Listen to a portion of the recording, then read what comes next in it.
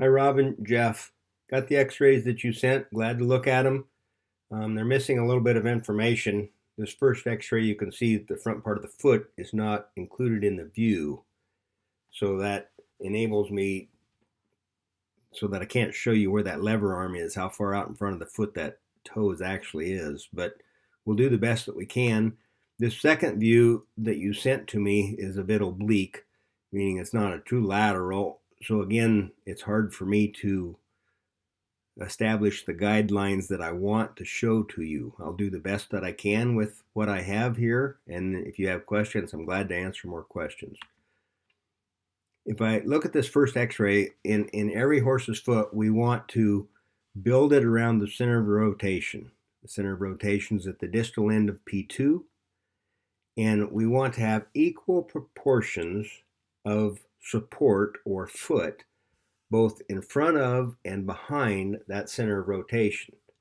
And if you look at this slide, you can see that I have a very short amount of support from the bottom of the center of rotation back, versus if I went all the way to the toe that is missing in this picture or in this image, I have way more foot way out in front than I do behind us.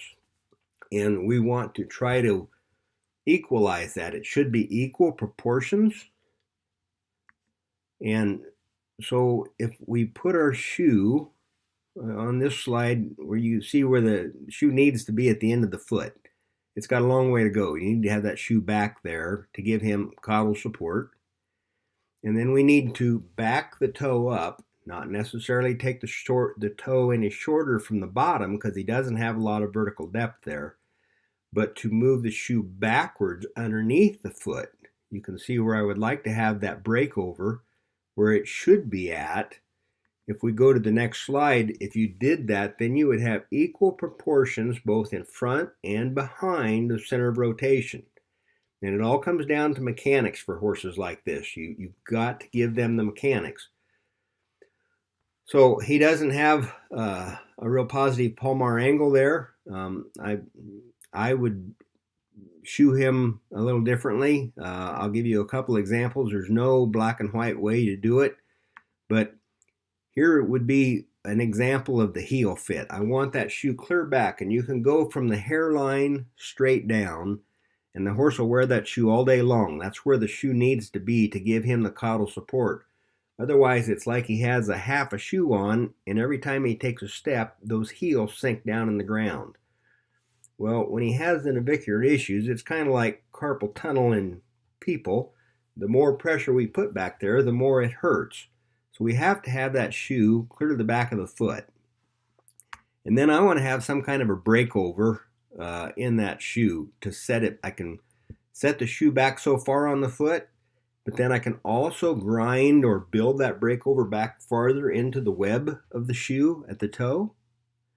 I'm always wanting to stand these guys up just a little bit because, again, as that deep flexor runs down the back of the limb and attaches to the bottom part of the coffin bone, all that pull is in that navicular area. And if I can elevate him up 2 or 3 degrees, I'm just taking that much more pressure off of that area.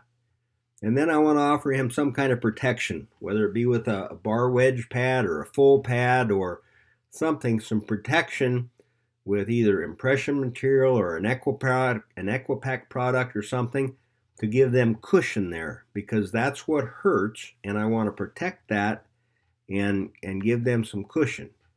Here's just another example. Again, the fit at the heel, I want it to be straight down from the hairline. Stick the shoe back there so they have something to stand on.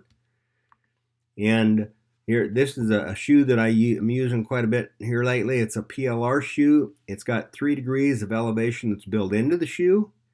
It also has a very blunt toe, and it's got built-in breakover. So it's a lightweight shoe. It's pretty versatile for these kind of horses.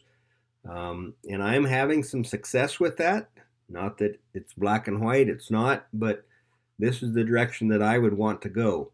Ultimately, I'm trying to back that toe up and get the foot underneath the horse's limb the best that I can. I hope this information is of some use to you, and I hope it don't cause more confusion. Talk to you later. Bye-bye.